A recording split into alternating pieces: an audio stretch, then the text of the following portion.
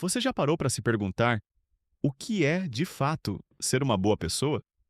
Alguém gentil, compassivo, ético? Alguém que nunca machucaria outro ser humano? Agora imagine essa mesma pessoa cometendo atos cruéis, se tornando alguém que você mal reconhece. Parece um caso isolado, não é? Um erro do sistema. Mas e se eu te dissesse que isso acontece mais vezes do que imaginamos? E que existe um padrão nisso? Hoje, vamos mergulhar em uma das perguntas mais perturbadoras sobre a natureza humana. Por que pessoas boas fazem coisas ruins? Até o final desse vídeo, você vai entender os mecanismos que transformam pessoas comuns em monstros. E o mais importante, você vai descobrir como evitar que isso aconteça com você. Porque sim, isso pode acontecer com qualquer um. Essa jornada vai passar por experimentos reais, eventos históricos e reflexões que vão fazer você encarar seu próprio reflexo com outros olhos. Porque essa não é apenas uma história sobre os outros, é um espelho. Você já ouviu falar do efeito Lúcifer? Esse conceito foi apresentado pelo psicólogo Philip Zimbardo, o mesmo que conduziu o famoso e perturbador experimento da prisão de Stanford.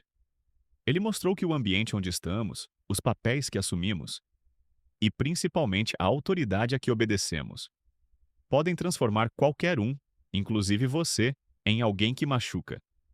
A história está cheia de exemplos. Guardas em campos de concentração, soldados em guerras étnicas, testemunhas silenciosas de tragédias. Essas pessoas eram comuns, eram vizinhos, pais, filhos, mas estavam em situações extremas, que despertaram o pior que havia dentro delas. A pergunta é: por que isso acontece? Porque há forças psicológicas, muitas vezes invisíveis, moldando nosso comportamento. E uma das mais perigosas é o poder da autoridade. O experimento de Stanley Milgram, nos anos 60, é a prova viva disso. Pessoas comuns foram levadas a aplicar choques elétricos em desconhecidos. Elas achavam que estavam machucando alguém de verdade. Mas mesmo assim, continuavam. Por quê? Porque alguém em um jaleco branco, uma figura de autoridade, mandava continuar. Agora pense na sua vida. Quantas vezes você obedeceu ordens, sem pensar se aquilo era certo ou errado? De um chefe, de um líder, da sociedade? E se pedissem para você quebrar seus próprios valores pelo bem maior, você resistiria? Outro fator sombrio é a desumanização. Quando rotulamos alguém como inimigo, vergonha, fracasso ou animal, deixamos de enxergar essa pessoa como ser humano. E então, é fácil justificar a crueldade. Isso acontece nas guerras, nos discursos políticos, nas redes sociais. Basta prestar atenção nas palavras que usamos, nos memes que compartilhamos, nos rótulos que colamos em quem pensa diferente. É fácil machucar, quando você não vê mais a dor do outro. E tem mais: o papel que você assume muda quem você é. No experimento de Zimbardo, jovens foram divididos em guardas e prisioneiros. Em poucos dias, os guardas se tornaram abusivos. Os prisioneiros submeteram-se. Não eram criminosos, eram estudantes, mas se tornaram aquilo que o papel exigia. E isso levanta uma questão desconfortável. Será que somos mesmo livres? Ou só estamos seguindo roteiros que a sociedade escreveu para nós? Essas forças, autoridade, desumanização, papéis sociais, não são teoria. Estão em todo lugar, no seu trabalho, na sua família, na escola e até na sua mente. Reconhecê-las é o primeiro passo. Mas qual é o momento exato em que tudo começa a dar errado? Quase nunca é algo grande. Começa com uma escolha pequena, um silêncio quando se vê uma injustiça, uma concessão para não criar problema. E isso se repete, vira hábito, e de repente você se perdeu. Já aconteceu com você? Você já ficou calado quando devia ter falado? Já fingiu não ver para evitar confronto? Essas pequenas decisões são os primeiros degraus da queda. Mas será que todos estão vulneráveis a isso? Ou existem pessoas imunes?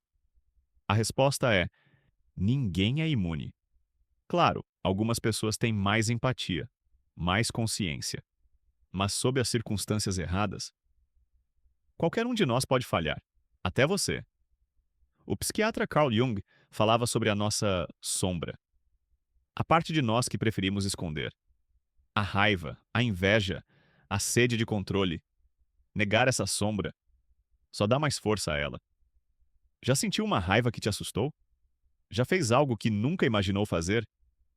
Essa é sua sombra pedindo espaço. E se você não olhar para ela, ela toma o controle. Mas há esperança. A consciência é nossa maior defesa. Quando entendemos como a mente funciona, podemos resistir ao colapso moral. Um dos mecanismos mais perigosos é o desengajamento moral. É quando justificamos o que fazemos de errado, nos dizendo que todo mundo faz ou que era por um bom motivo. Mas, no fundo, sabemos que estamos nos enganando.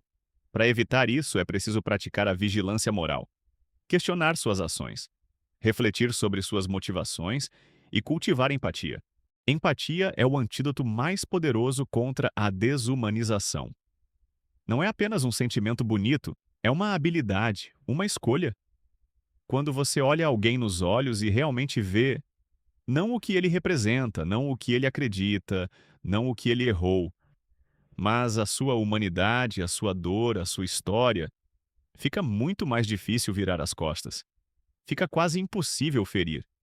Empatia nos humaniza, nos conecta, nos obriga a lembrar que, por trás de toda atitude errada, há sempre um contexto que não conhecemos por completo.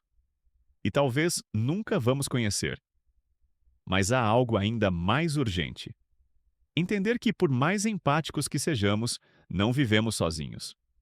A transformação real, duradoura, coletiva, depende de algo maior do que decisões individuais.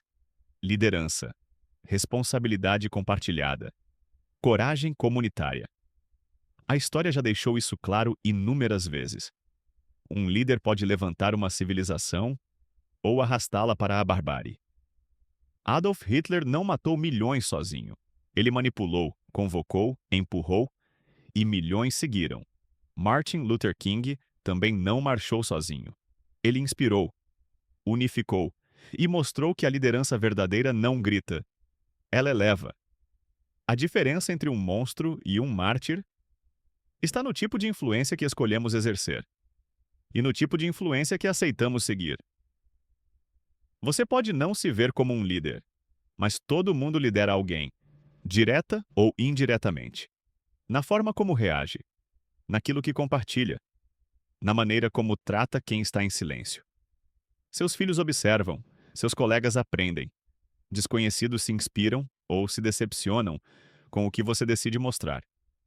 Então, olhe ao seu redor. Você está sendo uma ponte ou mais um tijolo no muro?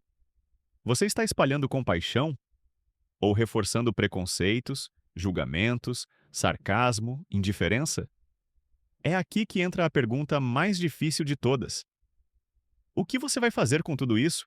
Esse conhecimento que agora vive dentro de você vai morrer aí mesmo como mais um vídeo visto e esquecido?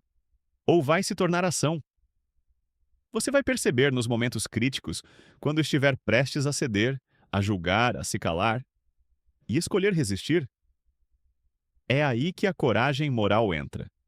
E não, coragem moral não é algo reservado aos heróis de filmes. É cotidiana, é silenciosa. É invisível para a maioria, mas sentida por quem mais importa, sua própria consciência. Coragem não é ausência de medo. É agir apesar dele.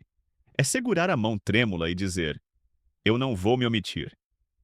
Você pode começar hoje. Não precisa de palco, nem de plateia. Basta um gesto. Defender alguém que todos zombam. Interromper uma conversa cheia de ódio. Oferecer um pouco de escuta quando todos só sabem gritar. A coragem moral se alimenta de pequenas ações e floresce quando você se cerca de pessoas que também escolheram não dormir no piloto automático. Por isso, cultive vínculos com quem te inspira, com quem valoriza integridade, não aparência, com quem prefere o desconforto da verdade ao conforto da omissão. Reflita, questione, estude, mas acima de tudo, perdoe-se. Você vai falhar, vai se contradizer, vai ter medo. E tá tudo bem, porque o que te define não é o tropeço, é o passo seguinte. Você vai ficar preso à culpa ou vai transformá-la em lição? No fim, tudo se resume a isso. A linha entre o bem e o mal não está entre partidos, bandeiras, religiões ou nações. Essa linha é íntima e ela corta cada coração humano, inclusive o seu. A cada escolha, por menor que seja, você está se posicionando. Está mostrando de que lado quer estar. Está deixando uma marca. A pergunta que fica é: você vai resistir ou vai se moldar ao papel que esperam de você? Vai viver como quem repete ou como quem desperta? Obrigado por chegar até aqui. E se isso tocou você de alguma forma, compartilhe. O mundo não precisa de mais seguidores cegos. Precisa de mais gente consciente, mais gente desperta.